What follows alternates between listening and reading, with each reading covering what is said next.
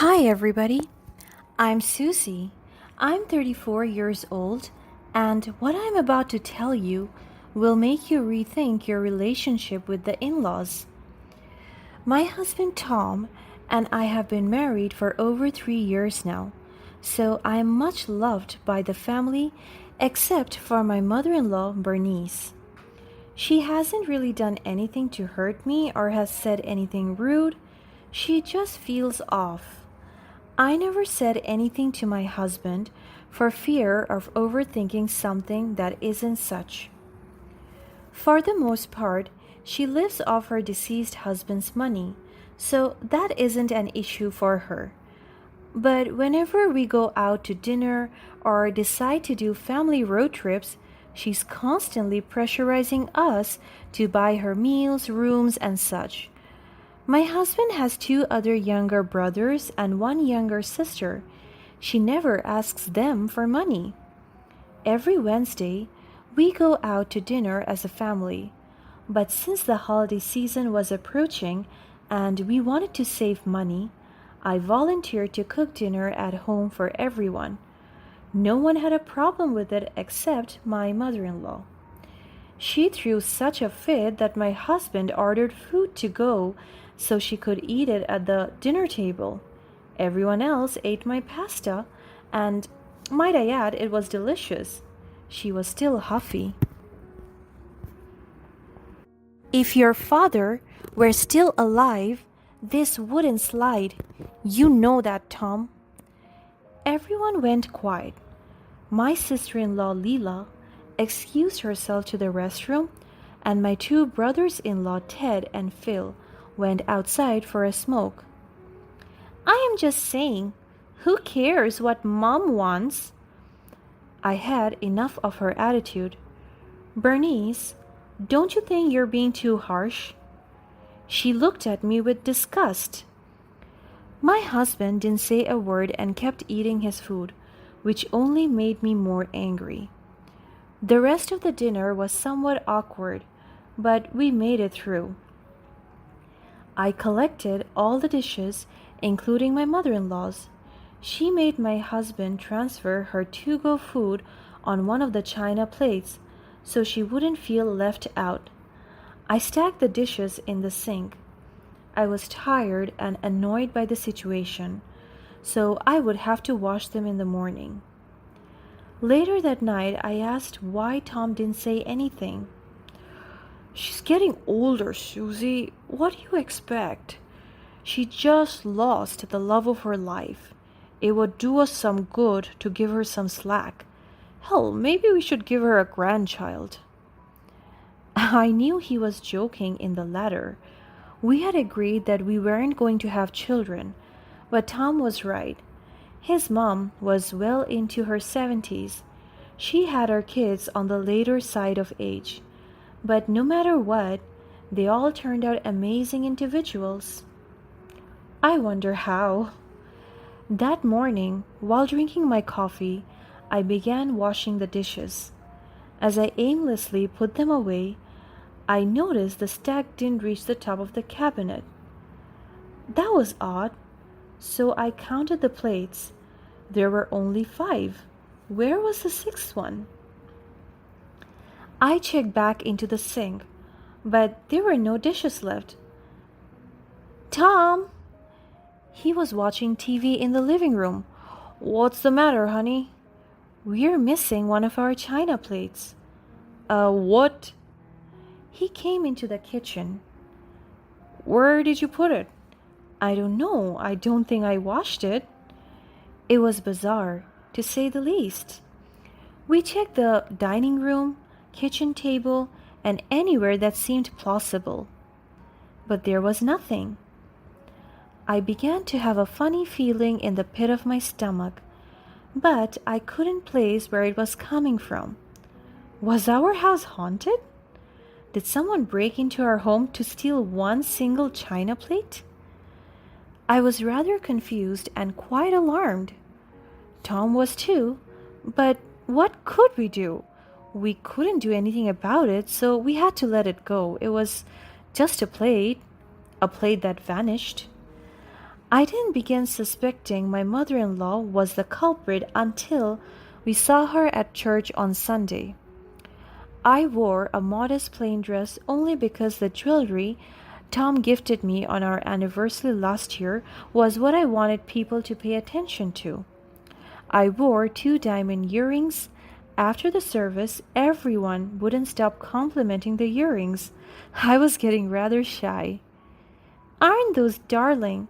That looks like something your father would have bought me, she said to Tom rather than to me. She had a look in her eye as if she wanted to say something rather cruel. Instead, she said, "We should have some late breakfast together. I have missed you, Tom. You never come to visit anymore. I wonder why." "Oh, I've been busy with work, Mom. But of course, yes, come over for breakfast." For the most part, she didn't even acknowledge I existed. She continuously stirred her cup of tea, holding herself back from a cackle. Whenever I would say anything to contribute to the conversation, she would just hum and look right back at Tom. He didn't notice her attitude. I mean, why would he? She was always like this when I was around. Amidst their conversation, I excused myself to our bedroom. I took my heels off, put the earrings in their box, and tied my hair up. When I came back, Bernie scoffed. "All that hard work down the drain already?" It was a backhanded compliment, to say the least, but Tom paid it no mind. After a while, she excused herself to the restroom, but instead of going to the one down the hall by the kitchen, she headed towards our bedroom. "Bernice, the bathroom is that way." I pointed down the hallway. "I know, sweetheart, but that one always smells so foul. Would it really be a bother if I used yours?" She is such a liar. I never had ever gotten a complaint about our main bathroom, but again, Tom said nothing, which meant nothing would happen if I pushed further. Bernice left before lunch came rolling around. By the time I had changed my dress for some loungewear, the rest of the evening went on beautifully. Bernice always appeared to sour the mood whenever she was around, but when she left, everything was back to the way things were. The following Wednesday, we had our usual family dinner. Bernice stayed quiet about eating in this time, as our daughter decided to come early to our house to cook dinner. Instead of complaining about eating at home, she only mused about Leela's cooking. Leela's casserole was delicious, and I had no complaints. But I couldn't stand the subtle jabs of what Bernice would say. "This is by far the best home-cooked meal I have had. Why didn't you cook last week for us? You will make a beautiful wife someday." During dinner, Leela turned to me, musing over the earrings I wore at church. "Tom sure knows how to pick the right pair, huh?" "I guess so. Everyone loved them, even your mom." I couldn't help but add that. Bernie shot a dagger my way but said nothing, chewing slower on her bite. "Can I take a picture of them? I want to drop a hint to my boyfriend about it since Christmas is around the corner." "No problem. I'll grab them after dinner." When everyone moved to the den, I went to my bedroom to scavenge the earring box. I'm relatively organized, so I expected it to be right in the front center in the first drawer. The entire box was missing. This is where I always put my earring sets. Never have I misplaced a set so wonderful. I began to panic, trying to retrace my steps the last time I wore them. I entered the bathroom and looked around the sink and medicine cabinet. Why would it be here? "Tom!" I screamed for him, and he rushed to my side, concern laced across his face. "What's the matter?" I can't find my diamond earrings anywhere. Where did you last put them? Where I always put them at. My eyes were stinging with tears. We searched up and down the bedroom together, but we couldn't find them. Eventually, we went downstairs. What happened? Susie lost her earrings. I didn't lose them. They just vanished out of thin air. Everyone in the den, except Bernice, began to murmur apologies and convey concern over where the jewelry must be. Like before, Bernice just kept staring at her teacup. That's when I got the idea she was behind taking them, but I didn't have solid evidence. Heaven forbid I accuse her of things I have no proof of. Call it a hunch. I pegged it off as paranoia.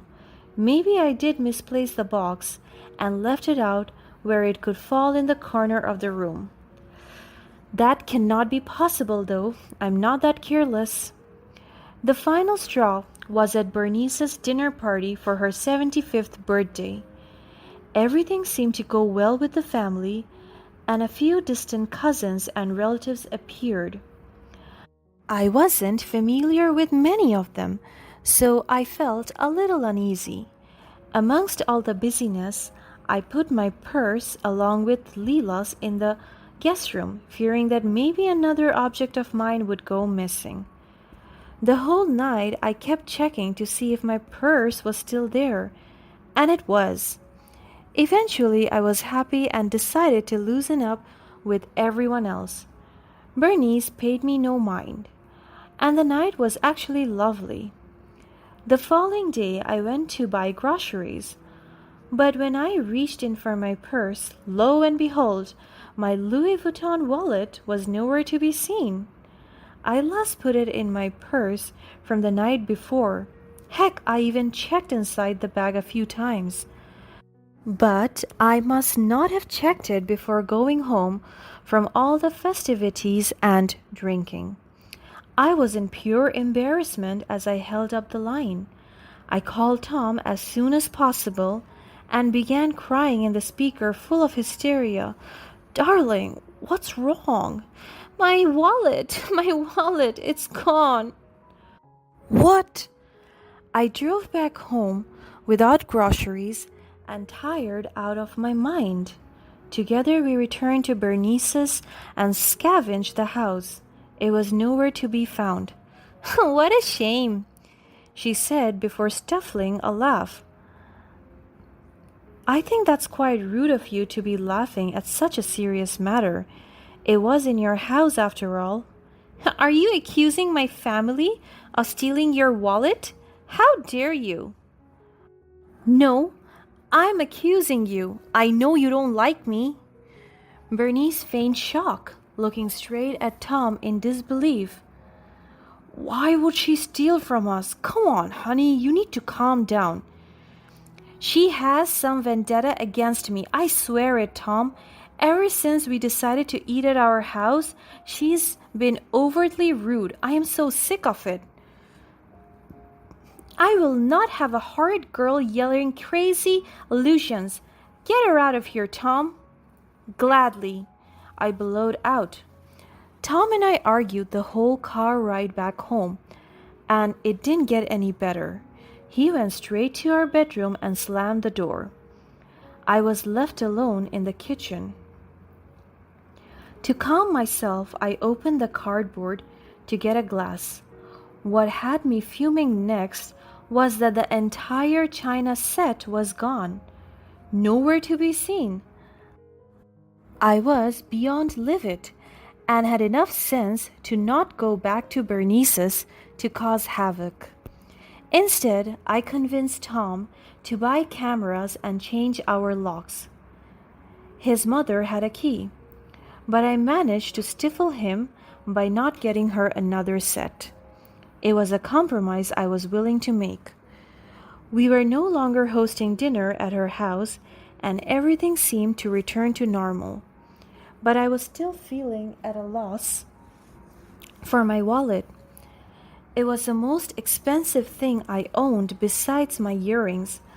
I was not going to ask Tom for another set as we were trying to be more mindful of our money since Christmas was in a week. I decided to go to Craigslist of all places to see if there was a similar wallet of the same caliber. I had many different types of earrings, but I only had one wallet, gone, with my debit cards, spare cash, and ID. It was a hit. After 10 minutes of searching, I found an identical wallet. To my surprise, as it was now a few years old, I went to contact the merchandiser, but as I clicked on call, I noticed the area code was the same as mine. I got a sick feeling in the pit of my stomach again. It wouldn't hurt to check, so I grabbed my phone from the charger, and there was my answer. It was Bernice's phone number. My skin began to boil. How cruel! How deviant! I looked further into her profile and saw she also was selling my china set plates and earrings. This could have all ended here and now had I gone to my husband, but I decided I had enough of the games. Besides, she deserved this one. I had to be quick though, or in no doubt someone would nab the wallet and everything else. Good thing it looked like she just created the account. I played nice with my husband that night and told him that it would serve us well to have the family over for dinner one last time before Christmas. That way, me and Bernice could bury the hatchet. During dinner, while everyone was busy eating and musing together, I ensured everyone's bags were hanging in the closet so as not to get in the way of the chairs at the dinner table. Sneakily, I went into the closet, grabbed Bernice's purse, and dug for her debit card. She won't notice it was gone now, would she? I had to be quick. I'll be right back. I forgot my phone upstairs, I announced. Why do you need your phone? Don't you want to be with your family? She would have something snide to say. I'll be quick. It took a matter of seconds to purchase all my items under her card, and I made sure to put my address so she would know it was me. It serves her right. It was radio silent for the next couple of days, but that didn't last long. Bernice called me on the phone the day before Christmas Eve. Tom was at work at the time. Hello, Bernice. What a wonderful surprise. I know what you did. And I know what you did. Let's call this even, shall we? Bernice huffed. I won't tell Tom if that's what you are worried about. She didn't say anything. Instead, she asked for her card back. I told her I would give it to her during our Christmas Eve dinner tomorrow. I have the box of items in my bedroom closet. You can grab it after dinner. Just tell Tom that it's just some clothes I'm giving away to the church and that you're being a doll and dropping them off for me. I wasn't satisfied. Why did you do all of this? She said nothing and hung up on me. She really thought she could get away with stealing our items without explanation? Sure, Tom would probably be mad that I stole her card, but I wasn't going down without a fight. Christmas Eve had finally arrived. I knew exactly what I was going to do. I slipped her card back into her purse, ensuring she saw me while everyone else was cheering and opening presents in the living room. I grabbed a glass of champagne and turned to my siblings-in-law, husband, and cousins. I have a few words to share. I want to pay tribute to my oh-so-lovely mother-in-law for hosting this dinner for us. Bernice painted a smile.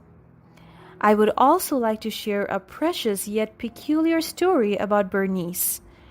Her skin turned pale just then, but no one seemed to notice. Bernice has been stealing and selling things from my house online.